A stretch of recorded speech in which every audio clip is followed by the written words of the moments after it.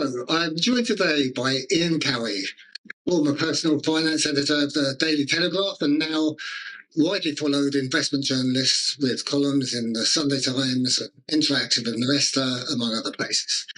So, Ian, just to start off with, I've got kind of two questions in one for you. Firstly, how did you get started in investing in stocks and shares in the first place? And sort of part two of that question is, what got you so interested in investment trusts in particular?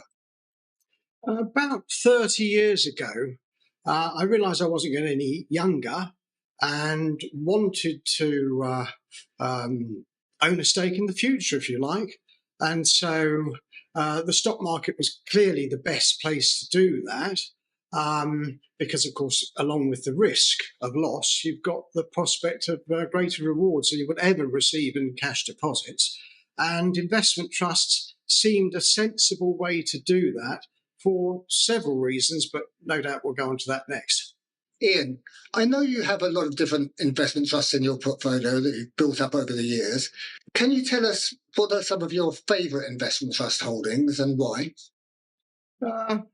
Probably the one that's closest to my wallet would be my first 10-bagger, now known as JP Morgan Indian.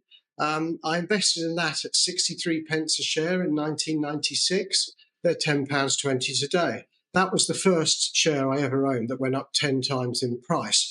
I invested in that because I'd been on a couple of trips to the Far East. I was very impressed with the entrepreneurial ethos in Asia. And that certainly worked out. More recently, Polar Capital Technology, that's one of my bigger holdings. I've owned shares in that for more than a decade. That reflects just my experience of life, how technology has become more and more important, changed the trade I work in, and I wanted to own a stake in the future. And Polar Capital Technology gives me a very cost-effective and convenient way to do that. Elsewhere, I like the fact that some of my life savings can help medical research through owning shares in worldwide healthcare. That's another area where investors can help to change the world around us.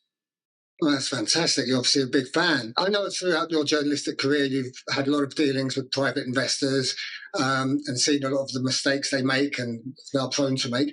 What would be, given your experience that you've had now as an investor, what would be the best advice you could offer anybody thinking about getting into investment trusts or investing more generally? I would say start small so that any of the mistakes you're likely to make early in your career as an investor won't involve too much money. It's surprising how often people who are very successful in other areas, when they start to invest, they put too much in too soon. It goes wrong and it puts them off. So I would say start small, little and often. It also helps to reduce risk because it avoids the risk of bad timing. You don't put a large amount of money in shortly before prices fall.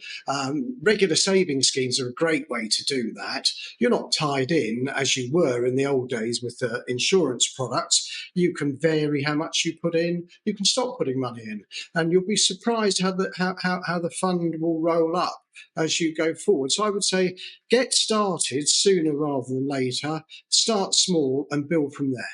That's great. Ian, look, thank you very much for your insights. I found them fascinating. Ian Cowie, journalist, thank you very much indeed.